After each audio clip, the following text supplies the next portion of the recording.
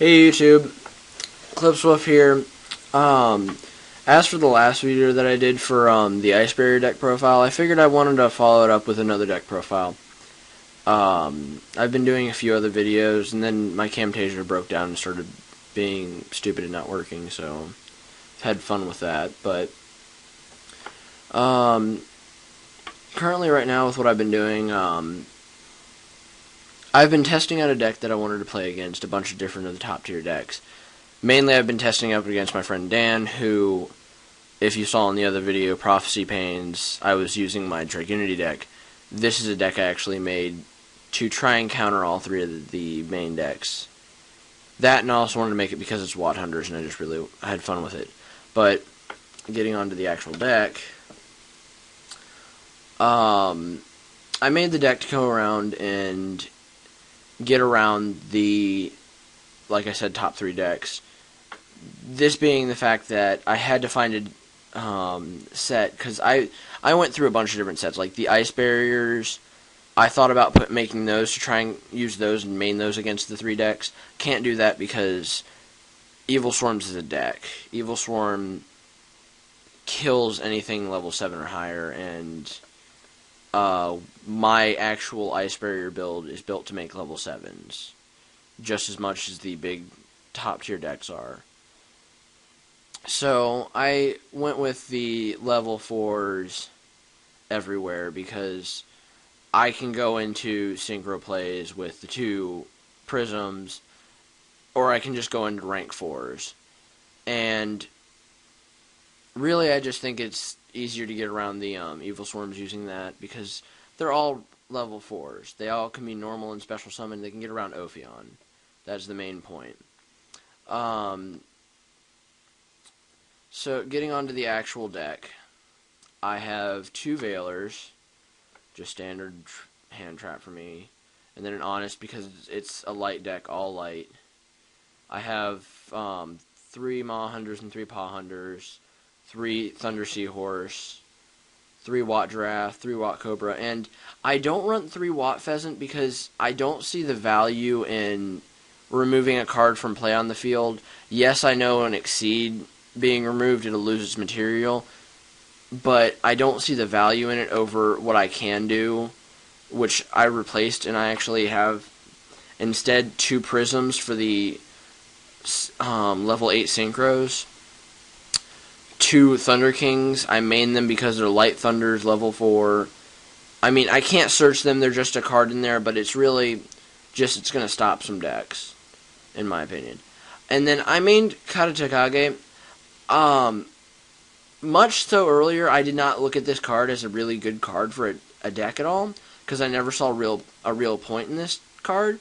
But I read the fact that it can be normal summoned or special summoned after you normal summon a level 4, and then I thought about it after a while, and I'm like, if I go into a big play with like 2 Hunters and 2 Hunters and any of the Watts or anything, if I have it in my hand, that's an extra summon. I can sit there and go off with more Exceed plays. Like, I've even gotten to a point where I've had 4 Exceeds on the field in one turn, and my opponent quit because I had just because of the fact that I had 4 Exceeds. Keep in mind, one of them was, it took 3 materials to overlay.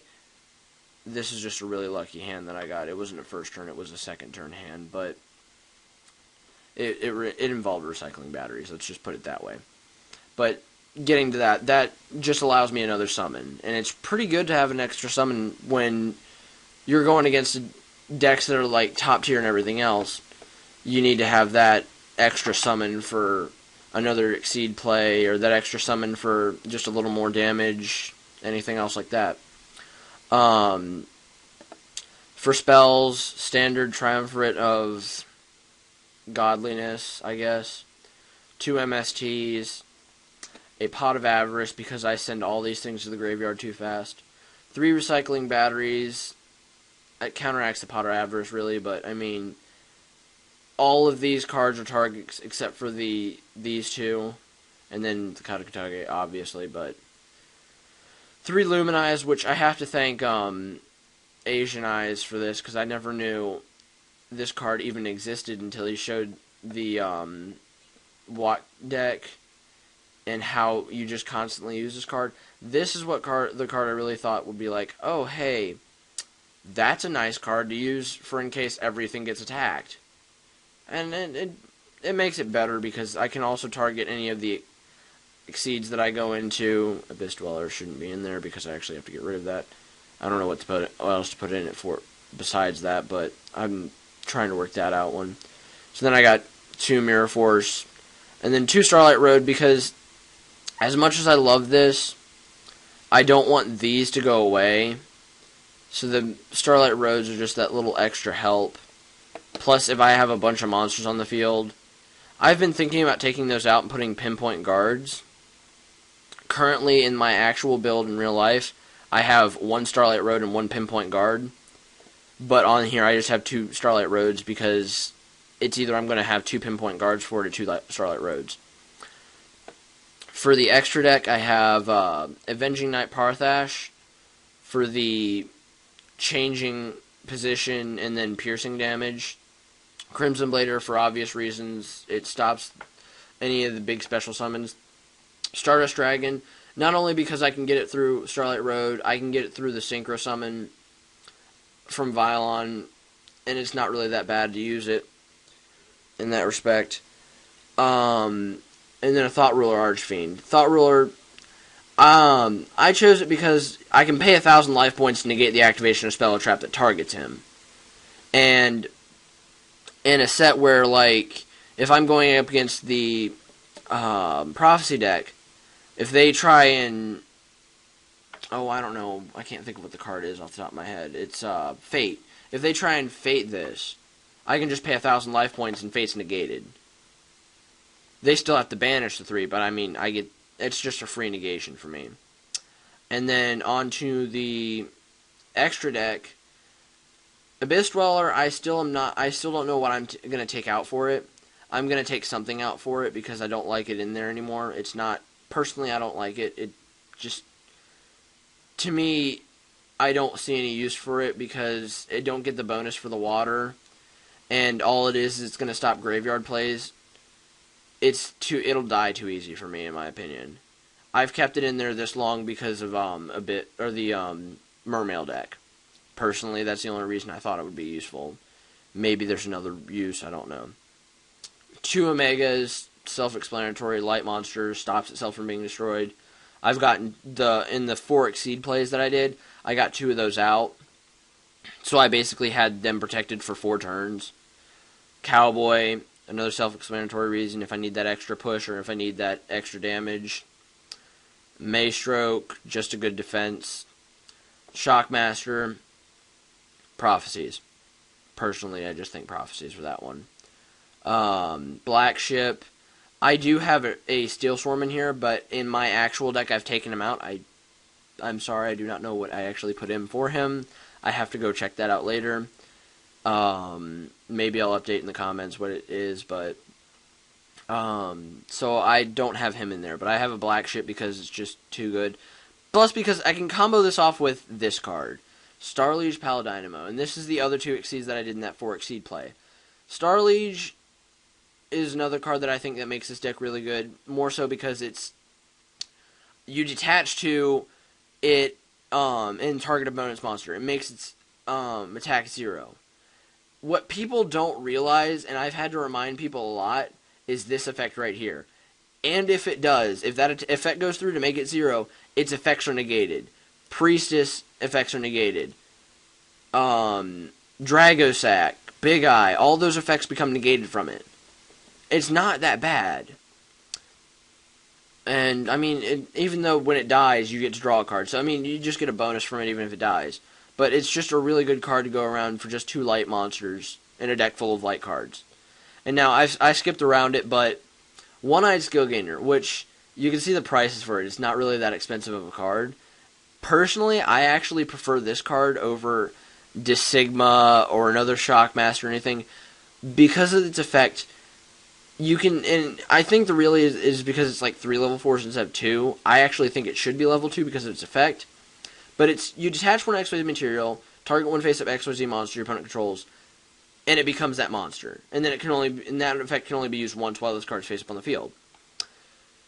So, after thinking about it, I was like, so what I can do with this one is detach for a Big Eye, or take the Big Eye effect for dragons, or Dracosac effect, detach for the effect that I just stole, and then if it's a Dracosac, I can pop one of his tokens to pop one of his cards.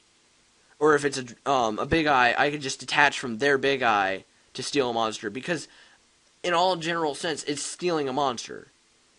It basically is just, it's just a really good card for level 4 decks that can't run rank 7s, and is going up against one of the main decks. It's just, personally, I think that's like the best card in this deck to run against the E-Dragons, because I can just take, they first turn any of their rank 7s, which God forbid they will do unless they get the unbelievably horrible hand that I don't think I've ever seen any of them get.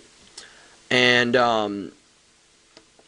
honestly, I'll just take their monster, take its effect, and work off of that. I mean, granted, I have to open to a hand that allows to summon him, but more or less the hand with, if I just get a Hunder, a Cobra, or in a Katagokage, or a Hunder, a Hunder, and a Watt card, anything, Violon, I can open up into it.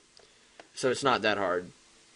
So then, and then in my side deck I have 3 Maxis, a Violon Prism for the 3rd Violon Prism, because I used to run 3, and personally I don't want to get rid of the 3rd one, because if I want to throw that in there for more, if I'm going up against a deck that I want to synchro more often, or I want to draw into a synchro play more often, I'll put that in against another thing. Or I'll take out like a Watt Cobra, or I'll take out a Thunder King. So I just left it in there. The 3 Maxis are just because if I want to go against a Dragon deck, if I want to play that in instead of, I don't know, the 3 hand traps, which I don't know. I've never really figured out the need that I would need to trade out for that, but it's just in there because it can. 2 Curse of Darkness. I really don't want to have to explain this. I went up against my friend Dan. He plays Prophecies 24/7 against me. I kind of just main this because of him. Or I kind of just side this because of him. It's the same thing. I used to main 3 Imperial Iron Walls. This deck used to be a 45 card deck with 3 Imperial Iron Walls. And over at a tournament, someone, you could say, knocked some sense into me, telling me that I shouldn't main them. I should at least side them, though. So, I side 3 Imperial Iron Walls and 2 Curse of Darkness, mainly for Prophecies, but that goes for E-Dragons, too. I side 2 Fiendish Chain, which I'm thinking about changing out because that was only for, like, the random side matchups that I don't really pay attention to that much. And, because the E-Dragons won't matter, the, most of the plays that I usually go up against won't really matter. Personally, in my opinion, but there's some times when it actually doesn't matter. 2 summon limits. That's more so just because E-Dragons, they summon way too much. I can just play that down. They have to get rid of that first. And, it's funny because, trailing off though, the argument whether, ditching a burner or a blaster for its effect to pop a card. Everybody says like they're wasting a material, or they're wasting their resources and everything. Personally, I actually don't think they're wasting their resources, only because if they open a hand with 2 of the big dragons and everything, really, if they just send both of those big dragons, my opinion, because I've actually played the deck before on DN, my opinion, if you just send a blaster to get rid of a card, you're just sending it to the graveyard. You can summon it from the graveyard, if I remember correctly. If not, you can just resummon it the next turn. It's still there as a resource. You're never really wasting it because they work off the hand, grave, and then bonus off the remove from play. So, but it's just there just to be a little bit of a threat. Same thing with, like, the Iron Walls and the Curse of Darkness to all the other decks. And then the last one I just side in 2-dimensional prisons just because it's Dimensional Prison. I can replace 2 Starlight Roads or 2 not breakthrough skills, I'm sorry, 2 of everything else, whatever it is. But that's the Watthunders deck that I built. I guess I'll post in the comments. Sorry about that. I'll post in the comments what I actually decide to do, whether I'm going to put 2 pinpoint guards for this or not, because for pinpoint guard, that's the effective pinpoint guard is just too good. My friend was going up against me using his evil swarms, and I basically won the duel against the evil swarms using the Dragonities because I MST'd his pinpoint guard. It really does actually help out a game. It changes games sometimes. And the fact that you can't OTK when you use pinpoint guard, your opponent can't OTK you. You have a next turn basically. But that is the Watthunders profile. Comment on what you think about it. Tell me your thoughts and feelings on that. Tell me what you think, how you think it'll do against other things, because I personally have not tried it against E-Dragons. I haven't tried it against Evil Swarms yet. This is just a deck that I've made, been going up against Dan with it most of the time, but tell me how you think it's going to go against other decks. And leave a like if you want to. But this has been Eclipsewolf, and I will see you later, YouTube.